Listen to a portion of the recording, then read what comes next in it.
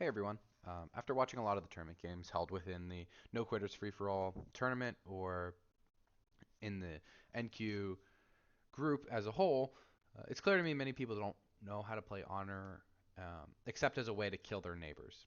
And though that is certainly a reason to pick the tree is very capable of doing much more and is kind of the thing I want to cover today. I decided to make this a two-part guide as there's a lot I want to cover, so let's just jump right in. The goal of the guide is going to be that anyone under whenever they started playing is able to watch and learn something. Meaning, I'll cover from the pure basics to some more advanced strategies to help your game when picking Honor as the starting tree. This also assumes you have basic knowledge of Civ 5 mechanics, such as overflowing, tributing, and the changes made to the game by Lekmod. So let's just jump right into what Honor kind of is about. Honor is a tree that could be picked every game, but the best Honor games are very land dependent, just like the rest of Civ. You're looking for cities that come online fast, have a lot of chops, and have strong tiles in the first two rings. You don't really care about cities on rivers or that have a lot of food. Honor just wants cities that are fast, and even more so than Liberty. And having cities that can shoot a camp with the city is seen as the golden city for Honor. But this isn't necessarily always worth settling if it's a really weak city. So just keep that in mind when you're playing. So the question is, why does Honor want to prioritize speed and how fast cities can come online and lots of chops? Well, Honor generates its speed by avoiding to build monuments and avoiding workers altogether. That means we generate a lot of tempo in our cities if they're extremely fast and have a ton of chops because we have an excessive amount of workers. So Honor's policies are fairly synergistic in that when starting as Honor, it's fairly straightforward with what you want to take. Um, but their difficulties are presented the minute you open the tree, as you don't generate an additional culture and building a monument is mandatory. So let's kind of jump into general Honor theory and how I think about playing Honor, but then we'll kind of delve right into a more specific example. So let's just assume this is a normal Honor setup, right? This guide is for anyone, and I'm mostly focusing on people who play Civ fairly consistently, but maybe don't pick Honor very much at all. This is kind of a layout you'd see, not super common, but fairly common, where you have a lot of city states surrounding you. You're fairly isolated from anyone, and you don't have that much room, so you can't play Liberty on this land. But killing city states is definitely what you want to do. This is a perfect Honor game.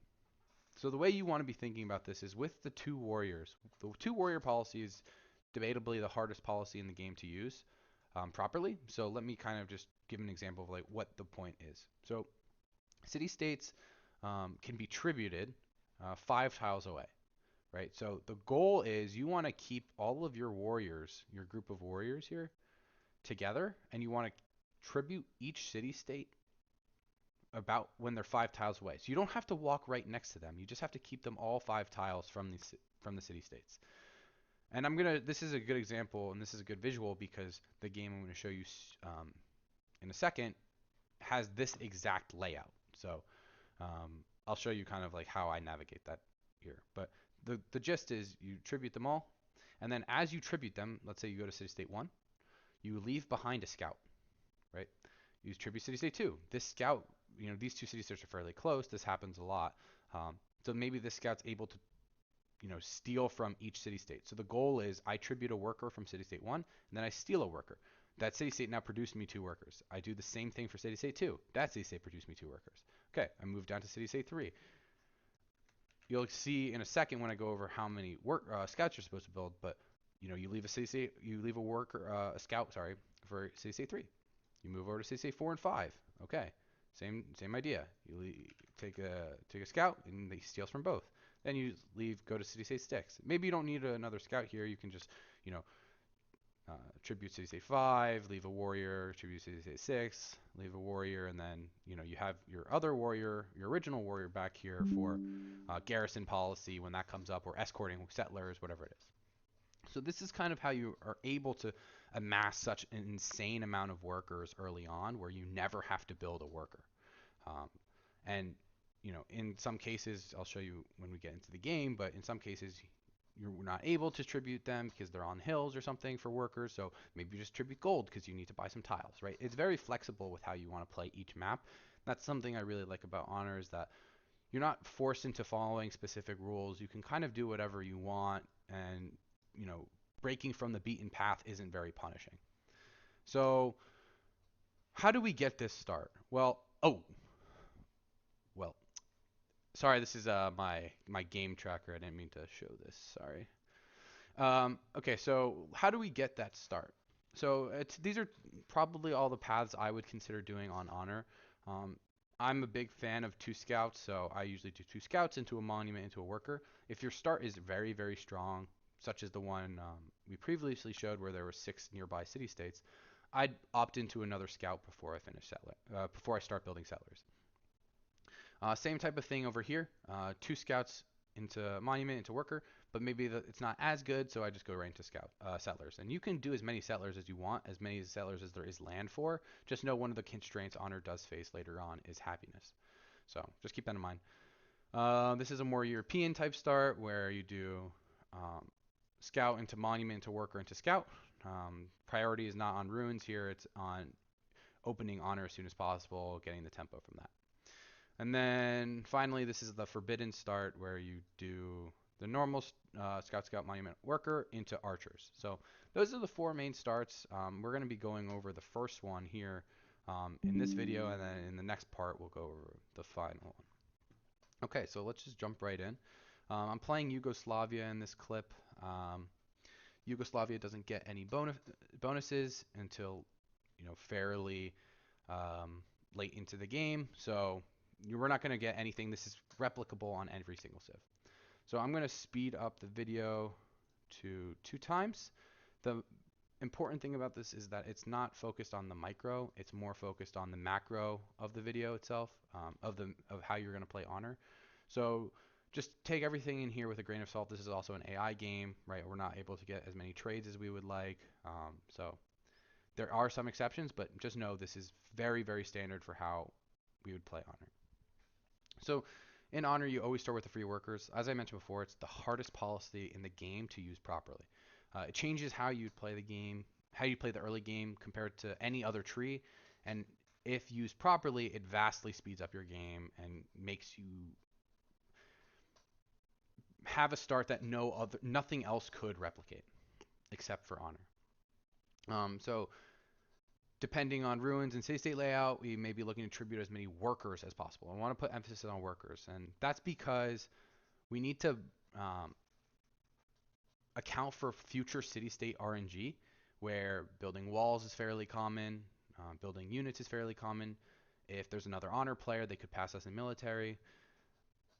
If that happens later on as we're tributing, we're not going to be able to secure those. We're not able to secure those tributes for workers because it's harder to get. So then we'll be able to do gold tributes. But until that point, we want to prioritize on worker tributes. And it's not some rule, there's a lot of different things you can do. The focus should be on playing your game however you need it to be played. Right here, I have a ton of gold, and I think I'm going to get more gold here. I'm actually going to be buying a spear because there's 1 or 2 hill city states that I want to be able to tribute, and this is going to help me. Additionally, as mentioned before, it's a city state. It's an AI game. Because there's AI, likely going to struggle with happiness just because they're not going to have their luxuries up to trade. So, and they also build a lot more units than a normal player would. So I'm kind of accounting for this. So I'm going to buy a spear here to guarantee you get tributes here. And you'll see right here, this is an important little bit, but what I did was as soon as I brought that warrior in, my spear's in range, my scout's in range, I have a warrior, spear, and a scout. I'm able to tribute worker right here. The importance is on this upper scout. This upper scout is able to now steal workers from Kampala. This is what I was talking about earlier when I was showing that visual, where you want to leave off kind of breadcrumb trails of scouts so that they can forever keep stealing from these workers. Like they can forever keep stealing from these city states. So that's the goal. We're moving all of our units in Belgrade over to Paramaribo, to Nicosia, to Sarajevo, and to whichever city state this is on the other side. And we're going to be kind of walking in a circle, remaining 5 tiles away from each city state and getting the tributes off. As we do that, we leave our breadcrumb scouts behind. So you'll see here, if we move past these turns, we'll see that the scout in Kampala is going to steal the worker, and then by turn 15 or turn 16, we're able to get 2 workers from one city state, and we can do that as many times as we want, as many times as possible. So in terms of settling cities, Honor, because it has to build a monument and a worker, and there's no settler policy, it's a little slower to settle, but that's completely fine. We're going to make up for that by the fact that we don't have to build a monument in our city, and we don't have to build any workers. So all of this is kind of coming together at the same time. I'm able to tribute Nicosia here, get the gold to buy the salt. That's all well and good. So the next kind of topic I'm going to cover here, as you're kind of watching me like go around and tribute everything, is religion. Religion is something that doesn't really matter for us. It can matter a lot, but in most games, it's not something you should really concern yourself with. Um, I would never build a shrine super early on a standard honor game. The exception would be Macedonia, but I'll talk about that in part 2. But shrines don't really matter. There's always a pantheon that we want or that we could take, and it would feel fine. We're not using religion as a way to generate tempo, because it would frankly just slow us down. The best belief for us in most games is going to be barracks hammers, God of War. Barracks hammers is another term for that, but God of War, because God of War scales in all of our cities, and barracks are a really really strong building that we're always going to want to build. Um, it also can kind of play into what we want to do second. If we're commerce second, um, there's really 2 options when you play honor for what secondary tree you want.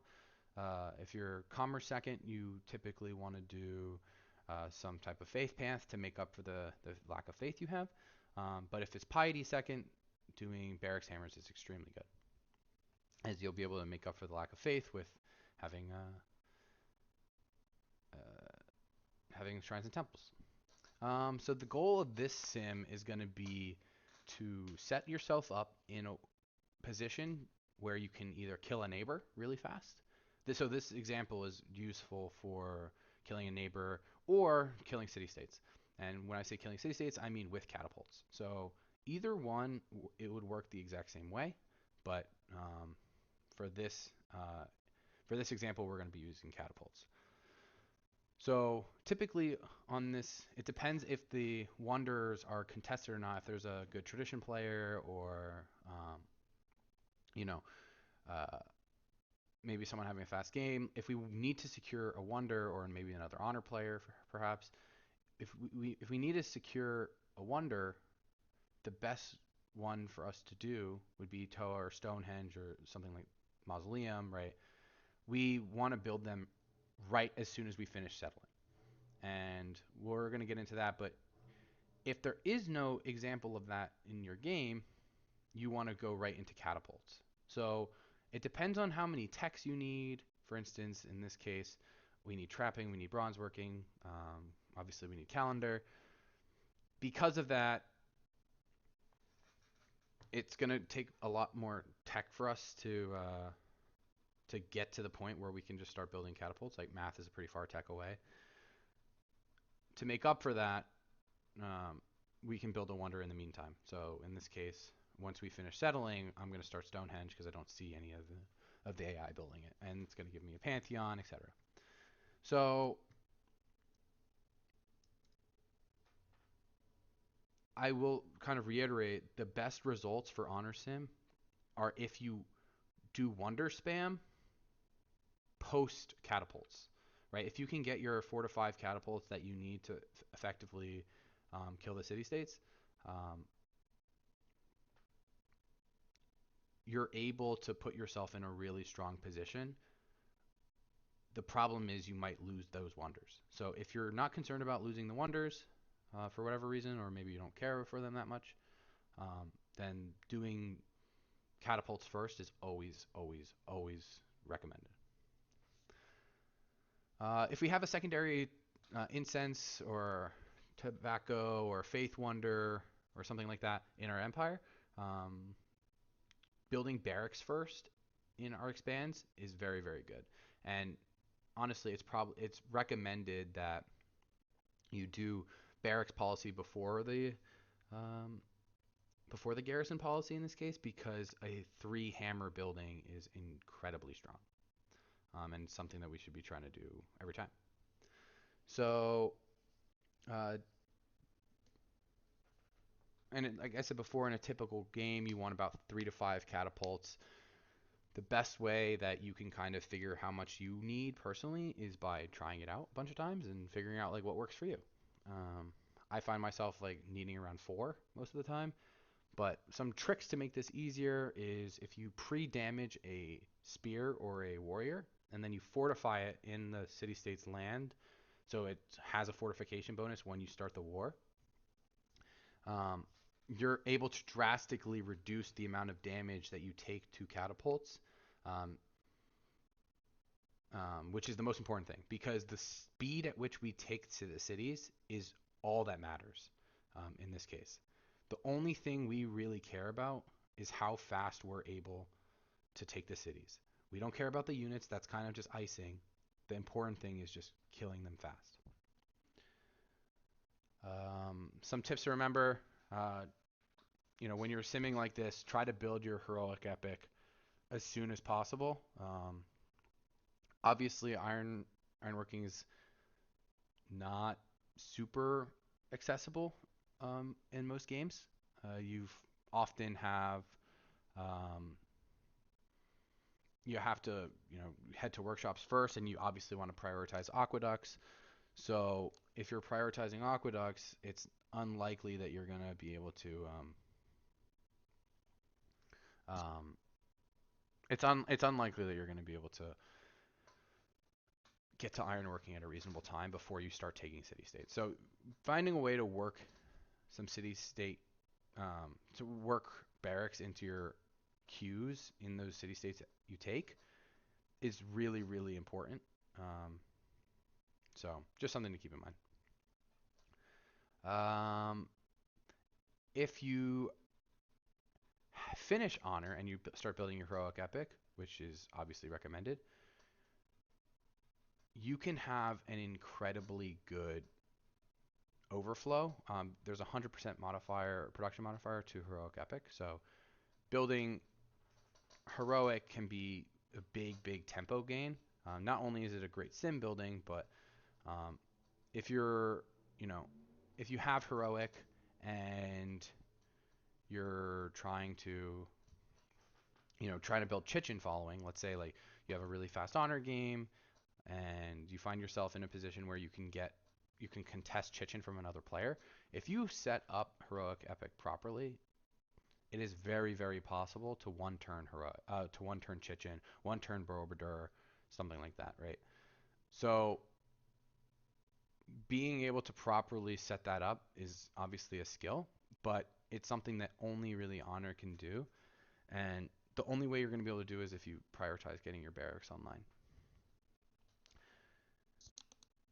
2 turn Chichen is also very possible if you are not in GA or maybe you don't have as many hammers or whatever it is. So let's just kind of skip ahead here. You'll see we have an excessive amount of workers. Like I said, I think this is 13 workers on 4 cities, so ridiculously excessive. But what you'll notice is all of my tiles in Cap are improved pretty much. I just grew to the horse. In Zagreb, all of these are chopped. In Split, there's 4 workers on Split. And Skopje, there's all of its tiles are pretty much improved. And we've got road connections done in 2 cities by turn 40, and we've almost done the split road connection. We actually also have a worker in the north in Libjuania starting its road, and then we're going to start a road to Kampala very soon after this. So this is where the power of honor is, where we're able to road everything up because there's so many workers just lying here. Then once we take the city states, the workers stay behind. It's like the breadcrumb thing, where they stay behind and then they improve the unimproved tiles that the city state might have. So this is the where a lot of the tempo is generated and where you can really make up a lot of lost time. So just going to keep skipping ahead here. Right after Stonehenge, we went into barracks in our capital, and we're building barracks in these other expands because with Stonehenge we took God of War. So we're going to be overflowing, um, albeit I did not do a good job prioritizing my overflow here, but um, we'll be overflowing barracks into catapults in every city. We're going to try to pump out around 4 to 5 catapults. It depends on how many city states. So, since there's a lot of city states and this is on a hill, this also has a good amount of units.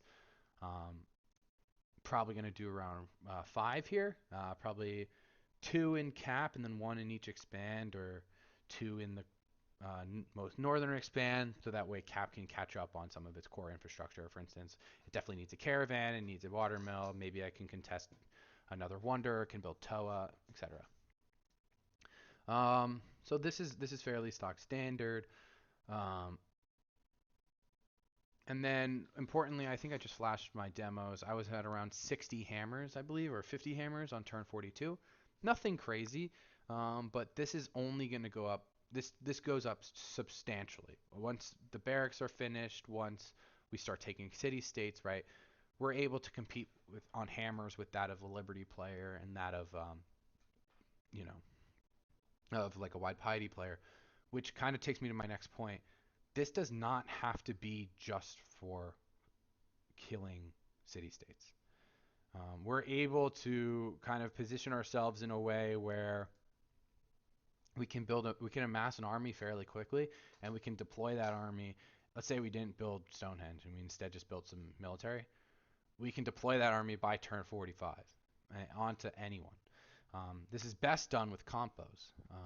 So Honor is most renowned for killing their neighbors early on. I'm sure everyone who's played Civ has had an experience where their Honor neighbor just kills them with compos or kills them with early war and then inherits a pretty nice empire from a player, and then that player gets all their cities flipped into courthouses. It's just a mess, right? But that's kind of one of the cool things that Honor is capable of doing. Uh, Instead of tributing a lot of workers and prioritizing the future expanse and getting roads up to city states, etc., we contribute more gold. Having around 400 gold by this point is extremely doable. If we only settle 3 cities, it's very easy to natural a golden age by this point. But your really focus is going to be on prepping to kill that player. So you can follow this exact guide and exactly how I did it in this game, but just tribute a little more gold rather than workers, and you'll end up with 2 to 300 more GPT and less maintenance cost. And so you won't contest the wonders, but that's totally fine. If your game is especially fast, you could still do Toa and attack your neighbor by turn 45, and that's also very good. The reason I keep mentioning turn 45 is that's kind of a break point where Liberty players start having their buildings up in their first expanse, and they can start building units without feeling terrible. Slower Liberty players will not be able in that position. They'll still be building granaries or water mills or monuments or workers, etc. And that's a perfect time to strike and try to kill them. So good sim, good land can result in around 80 hammers on turn 45 to turn 50 if you're in a golden age on honor, and that will easily compete with that of a Liberty player just on a hammer to hammer basis. Not to mention we also get discipline, we also have our barracks up, etc. So this idea though, and then I'm just going to let this play, but this idea does not just have to be used for compo war, even though it's most commonly done so. You can take this exact idea and do this start exactly as I did, right, where you are killing city states. See how it's turn 45. I'm going to start killing a city state by turn 50 for sure. Um, Kill the city state in turn 52. Move to the next already pre-roaded city state, right? Imagine I walk up to what's that city state name? Lujuania. Kill that city state, then walk all the way back down to Paramibo or Kampala. And for instance, this is commonly done on Zulu, where you kill city states. The city state gives you gold for capturing it, a couple like around 100, 150 gold for capturing a city state. You then take those spears you had and upgrade them all into impies because it's turn 60, and on turn 60, that's usually when Zulu gets their impies. So these kind of ideas can be taken to any type of timing and any type of game. Like you could upgrade to crossbows into it, which is also very common. You can upgrade into compos into it, also very common. So lots of different ideas and lots of different ways to execute, which leaves honor very, very flexible.